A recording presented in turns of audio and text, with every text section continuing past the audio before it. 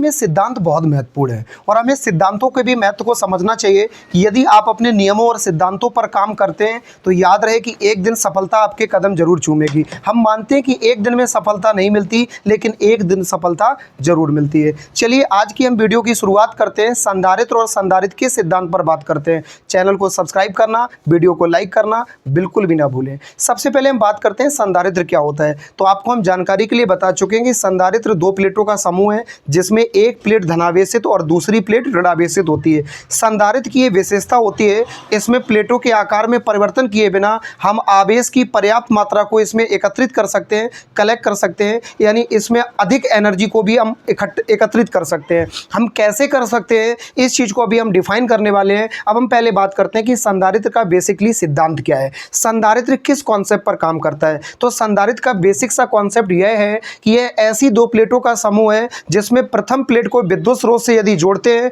तो दूसरी प्लेट स्वतः ऋणावेशित हो जाती है और प्रथम प्लेट धनावेशित हो जाती है। प्रथम प्लेट धनावेशित है और दूसरी प्लेट ऋणावेशित है।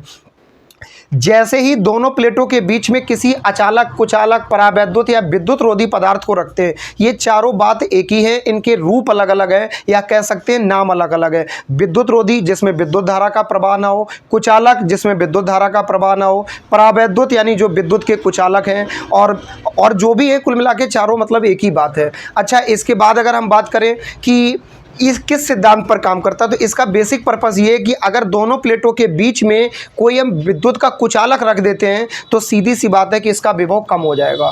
कम क्यों हो जाएगा? क्योंकि दोनों प्लेटों के बीच में एक तीसरा आ जाएगा। दो के बीच में तीसरा आना एक गंभीर समस्या का कारण है। इसके बाद अगर हम बात करते हैं कि जैसे यहाँ पे एक पॉइंट आया, जैसे मान लो ये दो प्लेटें हैं, ये प्लेट एक, ये प्लेट है, इनके बीच में एक वैद्युत अपघट्ट का विलयन एक केमिकल भरा हुआ है और पहली प्लेट को हमने विद्युत स्रोत से जोड़ा, पहली प्लेट धनावेशित हो गई तो दूसरी प्लेट कैसी हो गई? ऋणावेशित हो गई। ये प्लस चार्ज से लेस है, ये माइनस चार्ज से लेस है।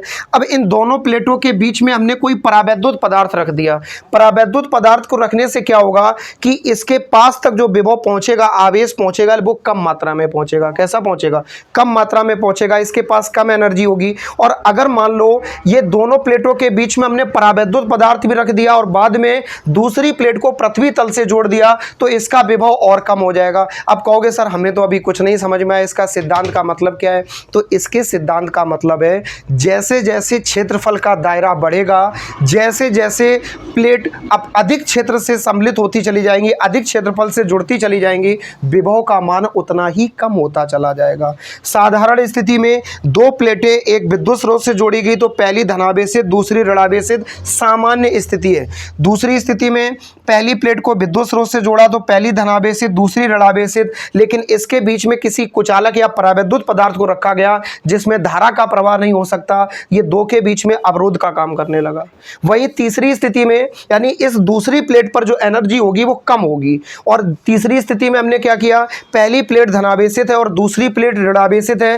पहली प्लेट को हमने विद्युत स्रोत से जोड़ा और इसके बीच में हमने परावैद्युत पदार्थ रख दिया, जबकि यहां से यहां आने में नई चीज ये हो गई कि दूसरी वाली प्लेट को हमने पृथ्वी तल से जोड़ दिया। तो अब तो इसका विभव और भी कम हो गया क्योंकि इसका क्षेत्रफल बहुत विकसित हो गया।